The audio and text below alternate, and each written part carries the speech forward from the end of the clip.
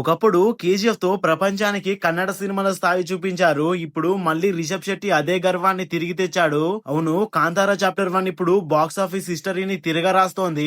Release అయిన దగ్గర నుండి ఒక్క రోజు కూడా దాని వేగం అస్సలు తగ్గట్లేదు. మొదటి వీకెండ్ కి తర్వాత ఇప్పుడు ఈ మూవీ 4 కోట్ల క్లబ్ కి దిశగా వెళ్తుంది. ఇది ఒక రీజనల్ లాంగ్వేజ్ సినిమా చేసిన ఫీట్ అంటే నమ్మడం కూడా కష్టమే.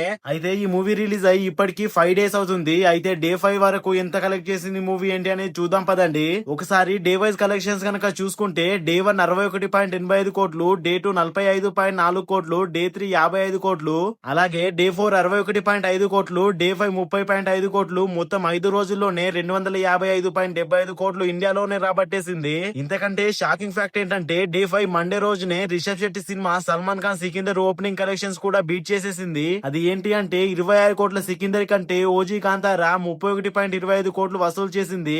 ఇక యాక్యుపెన్సీ గురించి మాట్లాడుకుంటే ప్రతి లాంగ్వేజెస్ లోనూ కూడా 80% ఎబోనే ఉంది. ఇది సింపుల్ గా చెప్పాలంటే ఏ భాషలో రిలీజ్ అయినా కాంతారా ఫుల్ హౌస్ఫుల్ అవుతుంది. వీక్ డేస్ లలో కూడా కర్ణాటకలో 72% యాక్యుపెన్సీతో దుమ్ము రేపింది. ఇంత స్ట్రాంగ్ రన్ తో 5 డేస్ లోని 300 కోట్లు వరల్డ్ వైడ్ దాటేసింది. రిషబ్ శెట్టి మాస్టర్ పీస్ అని చెప్పాలి. మరి కాంతారా చాప్టర్ 1 కథ ఏంటంటే ఇది 2022 లో వచ్చిన కాంతారా సినిమాకి ప్రీక్వెల్. అంటే ఈసారి కథ మనల్ని 1000 ఏళ్ల వెనక్కి కదంబ రాజవంశాన్ని కాలానికి తీసుకెళ్తుంది. ఈ సినిమా ప్రతి ఫేమ్ లో రిషబ్ శెట్టి చూపించిన detail breathing taking, BGM, visual performance ప్రతి ఒక్కటి డివైన్ లెవెల్ లో ఉంది. ఈసారి రిషబ్ శెట్టి చెప్పిన కథ మనం చూడటమే కాదు, భయపడతాం, భక్తితో తల వంచుతాం. ఇది కేవలం బాక్స్ ఆఫీస్ రికార్డ్ కాదు, ఇది కన్నడ సినిమాల గర్వం.